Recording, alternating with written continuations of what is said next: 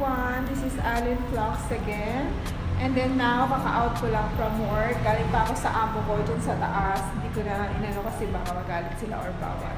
And then now, naka-out na ako. So, pauwi na ako. Dadaan pa ng San Malo kasi malapit dun yung boarding house. Itutour ko kayo or ipapakita ko sa inyo kung gaano kaganda ang San Malo. Yung nilasap palang San Malo is ng bayan ng mga OFW, mga iba't ibang lahi. Pero kadalasan mga Pinoy, dun po na tatambay tuwing gabi or pag day off nila. Tara, dito tayo naglalakad papuntang San Malo.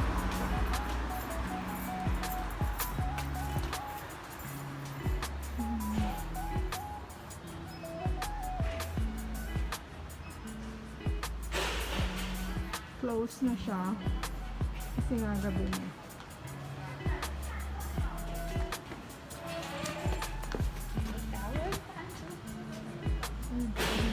Nakagayugan. Ibilisan natin.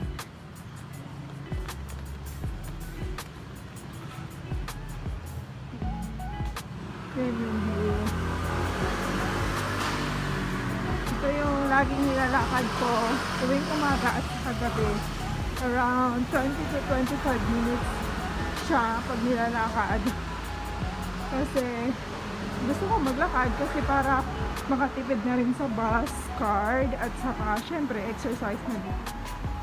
Ito yung lagi ko rin nilalakaran.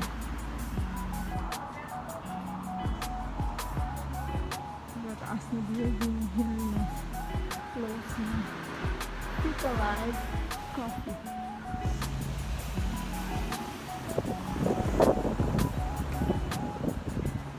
Papunta na tayo. Medyo malalim yung mga building. May mas matataas pa niyan doon sa Taiwan or sa ano, ibang area naman. Nakakahinga maglakad. Nakakahinga maglakad. Yan, may pizza, Pizza Hut.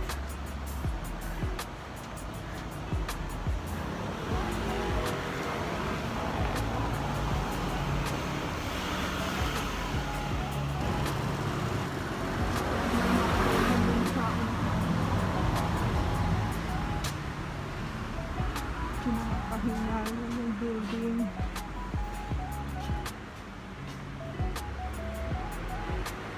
May park and shop at saka makro.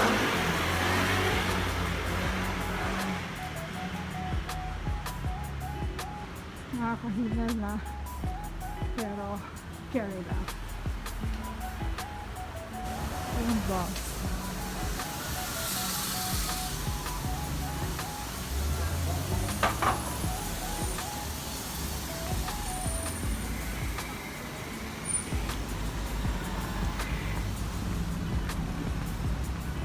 Do. Saka dyan, tatawid tayo dun sa kabila. Dun. Yan yung hospital nila. Santing. Ay, hindi Santing. Kyangwoo Hospital. Yung Santing naman is public. Yan naman is private hospital. Yan, Kyangwoo Hospital.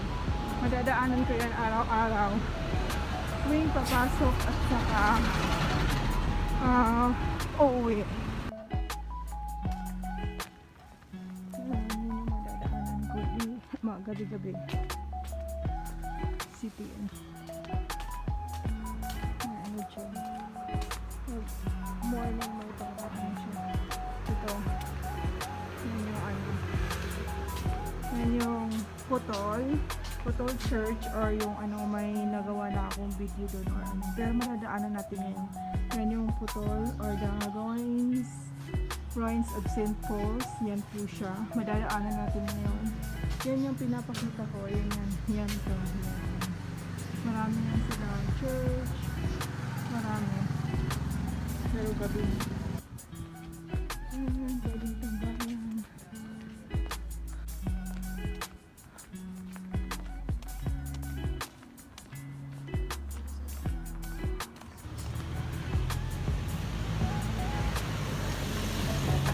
Dito ako dumadaan, nag-shortcut kasi mas malapit siya.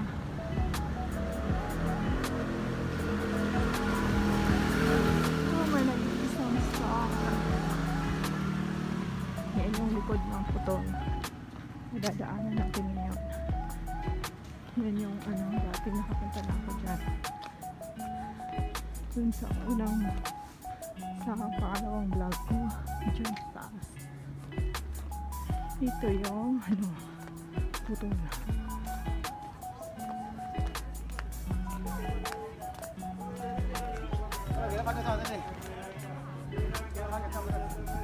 Yan siya pagabi. Maraming tao. Yan yung hagdan. Yung lights. Yung hotel is bawal yung parang sino.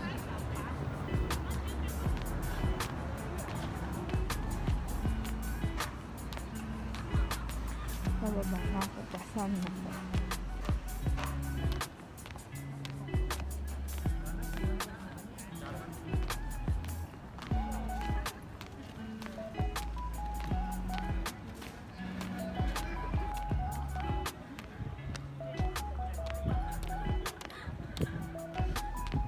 Lagi ko nadadaan.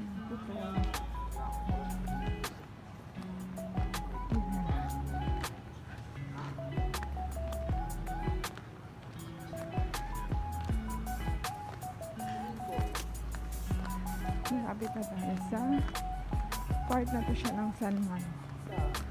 Yung area to is part ng San Juan. And then yung pinaka-center dun sa may fountain. Doon yung ayan, mga Adidas.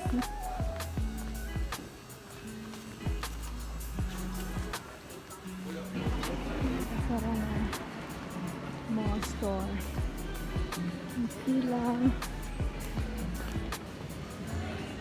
Yung Adidas. Yun na yung pasok na sa Manila. Yun naman ang kitagambay.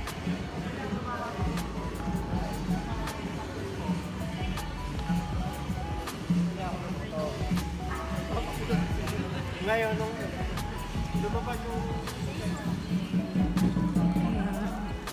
Ito yung pinaka-center ng Manila.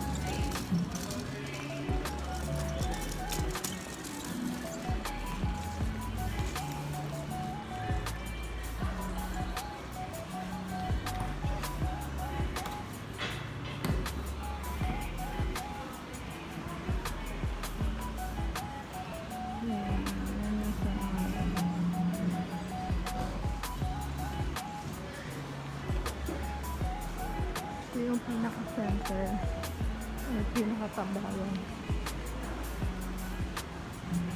Ang store dyan sa dalasang closing.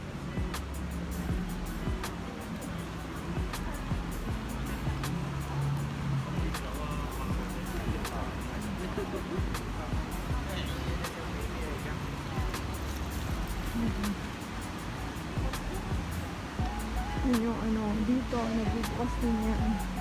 Maganda din yung bakit. Yan yung kaso sarado. Kasi minsan may nagpapatugtog ng banda dyan. Dito sa stage na maliit na to. Yan, dun sa mga gilid-gilid na ito, yung mga Pinoy. Yung mga nagtitinda pero ngayon close. Yun yung pinaka-fountain.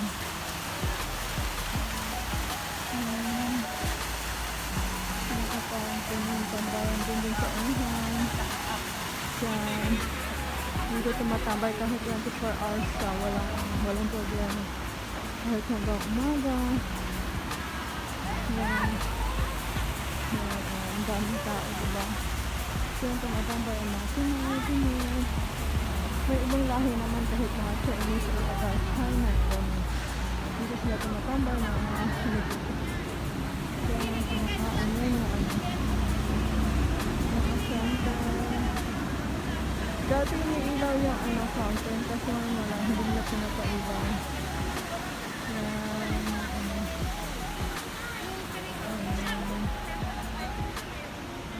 Masasakay ako ng once dito ako bababa mismo sa bus stop na ito. Oleda Rebero Ring. Ito yung bus stop mismo. Bababa ito.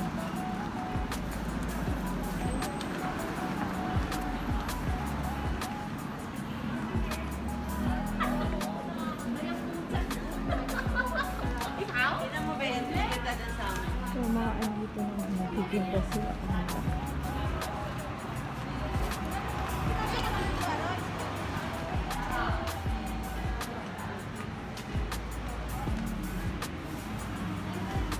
Dito ako dumagaan papuntang boarding house. Malapit na sa amin dito.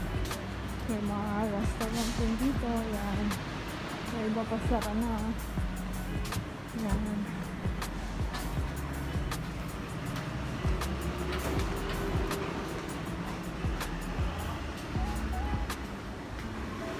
Yan. Ito yung boarding house. Yan. Sa second floor. Second floor siya pero mahaba dyan. Pero yun yung may sampay na pero pupunta muna tayo sa Chinoy store. Restaurant yan. Yan, papakita ko sa inyo sa mga Chinoy store. Yan, yung tinda nila.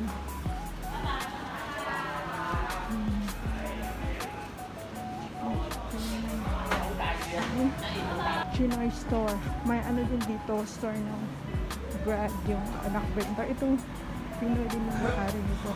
Yan yung halo-halo nila. May acoustic sila. Dito tayo bibili.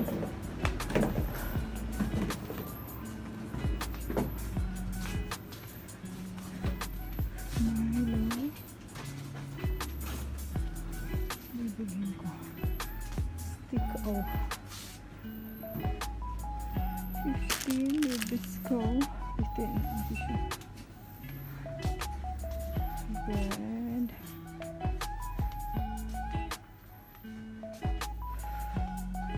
Bibili tayo na ito na lang. Chindong. My favorite snacks.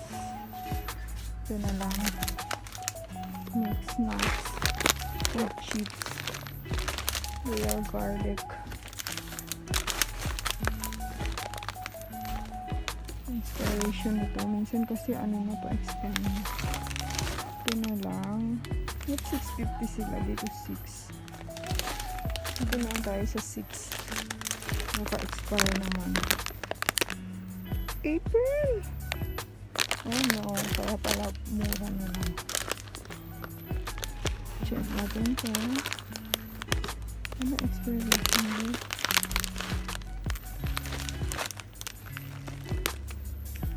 Walang tatak. Dito tayo sa sigurado. August pa siya.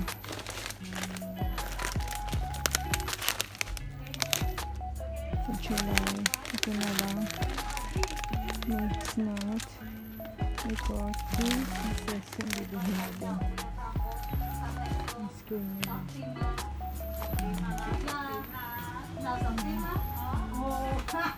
Yung may-ari Chinese pa din pero yung binibenta rin ng Pinoy product. Pero medyo mas mahal siya.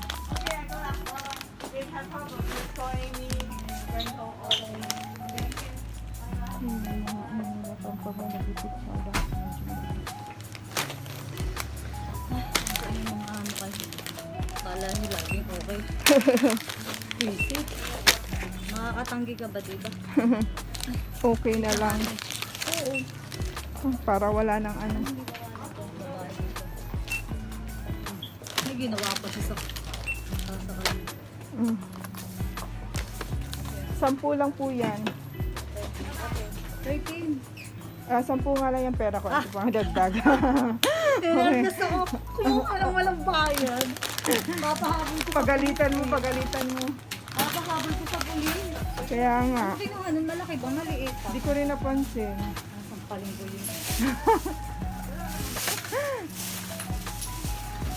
Pwede lang manampal lang. Thank you po. Kaya nga. Punta tayo dun sa mga may bread naman. Kaya tayo. Mahilig sa junk food. Punta naman.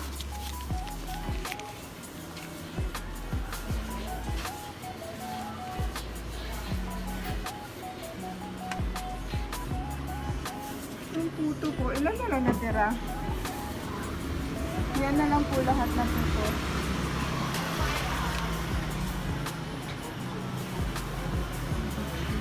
Donut.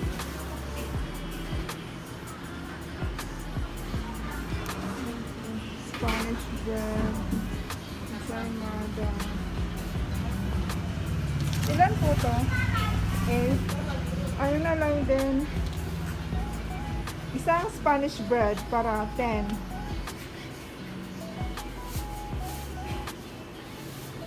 Tapos, yan lang. Dagdagan na lang yung Spanish bread na 3. May 6 ako. Thank you. Yan, pauwi tayo. Wala ko sa medyo first floor. Dito na tayo.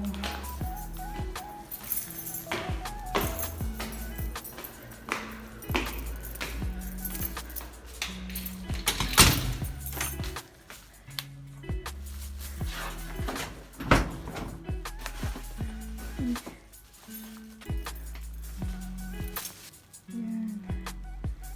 Yan tayo.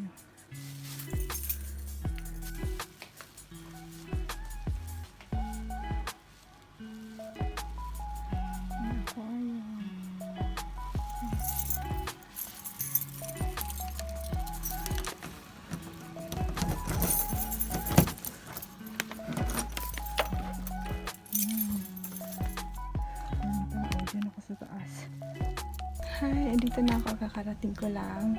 And then, yan yung mga pinamili ko doon sa Chinoy. At saka, yun yung ulam namin kanina, nagpansit ng kuya ko kasi birthday ng mama ko today. And then, yun nga, sana nagustuhan nyo at na nyo yung paglakad-lakad natin. Medyo nakakahinga lang.